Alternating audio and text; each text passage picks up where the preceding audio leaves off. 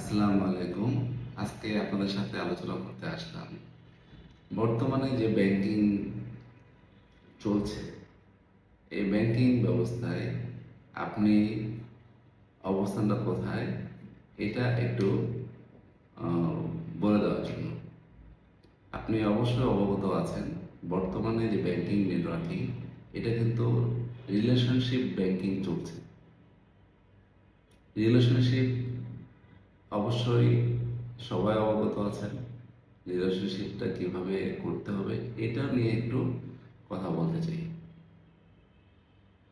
এখন আপনি একজন মানুষের সাথে কিন্তু খুব সহজেই রিলেশনশিপ তৈরি করতে পারবেন না।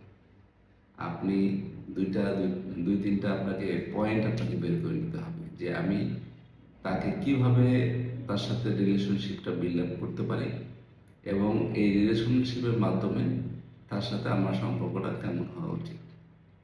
আপনি অ্যাজ এ ব্যাংকার হিসেবে তার প্রথম দায়িত্ব, আপনার যে ধরনের কাস্টমারই আসুক, হইতে পারে সেটা আপনার রিটেল কাস্টমার, হতে পারে ডিপোজিট কাস্টমার, হতে পারে এসএমই কাস্টমার, অথবা অন্য কোনো সেগমেন্টের কাস্টমার হতে পারে।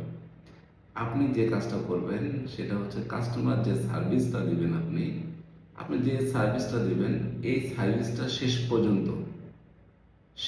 পর্যন্ত তাকে এই সার্ভিসটা যেন সঠিকভাবে সে পায়, এই সার্ভিসে যেন সে হ্যাপি হয়, এই দিকে আপনাকে নজর রাখতে হবে। এই কাস্টমারকে সার্ভিস দিচ্ছেন, যদি কাস্টমারটা আপনার কাছে কিন্তু আপনার অফিসে সে আসছে আপনার কাছে সার্ভিস নেওয়ার জন্য। এখন এই সার্ভিসটাকে যদি আপনি ভালোভাবে তাকে দিতে পারেন এবং সে যদি আপনার কাছে খুশি হয়, তাহলে কিন্তু আপনি অবশ্যই তার সাথে একটা সম্পর্কে দিতে পারলেন। সে নেক্সট টাইমে ব্রাঞ্চে এসে আপনাকে খুঁজবে, অবশ্যই আপনাকে খুঁজবে যদি আপনার সার্ভিসটা রিমার্কেবল হয়। কারণ সার্ভিসের, একজন মানুষকে খুশি করার মূল চাবিকাঠি হচ্ছে ব্যাংকিং সেক্টরে তাকে সার্ভিস দেওয়া। আপনি অবশ্যই এই কাস্টমারকে ভালো সার্ভিস ইনশিওর করবেন যেন কাস্টমারটা হ্যাপি হয় এবং আপনি তার সাথে রিলেশনশিপটা বিল্ড আপ করতে পারেন। সেকেন্ড কথা, আপনি হয়তো কোনো কাস্টমার কাছে গেছেন, যাওয়ার পরে এখন তার সাথে পরিচয় হয়েছেন, কথা বলছেন, বিভিন্ন রকম কথাবার্তা বলছেন, হয়তো একদিনে তার সাথে সম্পর্কটা হবে না, 2 দিনে হয়তো সম্পর্ক হবে না, তৃতীয় দিনে হয়তো সে আপনার কাছে একটা রিকোয়ারমেন্ট চাইতে পারে। যদি এরকম সম্পর্ক হয়, তখন কিন্তু আপনার এই সুযোগটা গ্রহণ করতে হবে এবং চেষ্টা করতে হবে আপনার নিয়মের মধ্যে থেকে আপনি তাকে তার কাজটা ইনশিওর করার জন্য। আপনার যে সম্পর্কগুলো আপনি করছেন, এই কথা বলার মধ্য দিয়ে একজন কাস্টমারকে আপনার চেনার একটা ব্যবস্থা করতে হবে। কিভাবে চিনবেন? কাস্টমার নেটওয়ার্ক সম্পর্কে আপনাকে জানতে হবে। কাস্টমার বিজনেস সম্পর্কে আপনার ভালো ধারণা নিতে হবে এবং কাস্টমারকে আপনি প্রপারলি কেওয়াইসি করতে হবে। দেখবেন আপনার কাজগুলো অনেক সহজ হয়ে গেছে। তৃতীয় যে বিষয়টা আপনাদের সাথে বলতে চাই, প্রতিটা ব্যাংকার যারা কাস্টমার সার্ভিসের সাথে সবাই জড়িত, কিন্তু যারা সার্ভিস প্রোভাইড করছেন তাদেরকে বলবো, আপনারা অবশ্যই একটা পোর্টফোলিও আপনি মেনটেন করেন।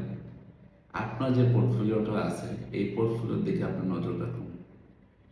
আপনি পোর্টফোলিওর দিকে নজর রাখুন, দেখবেন এই পোর্টফোলিওর থেকে আপনাকে সর্বোচ্চ বেনিফিট নিয়ে এসে দেবে।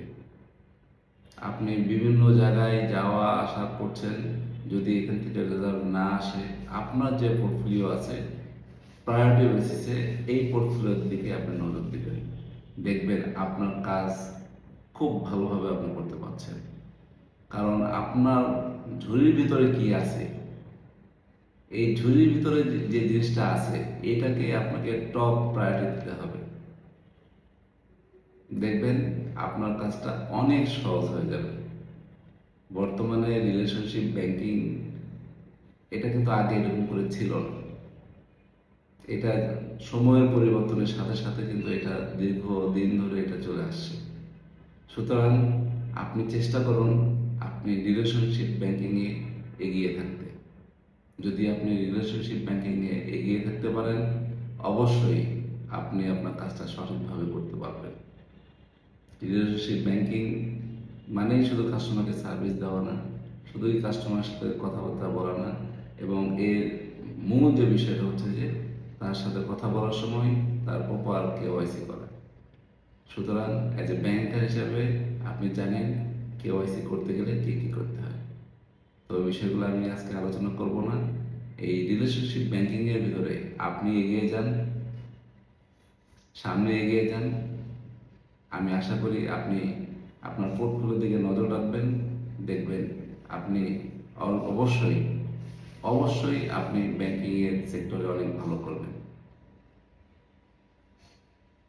আশা করি আপনাদের আমার এই ভিডিওগুলো যদি ভালো লাগে, অবশ্যই ভিডিওগুলোকে ফলো দিয়ে রাখবেন। ইনশাআল্লাহ পরবর্তী কোনো সময় আবার নতুন ভিডিও দিয়ে আপনার সাথে পাশে থাকবো। ধন্যবাদ।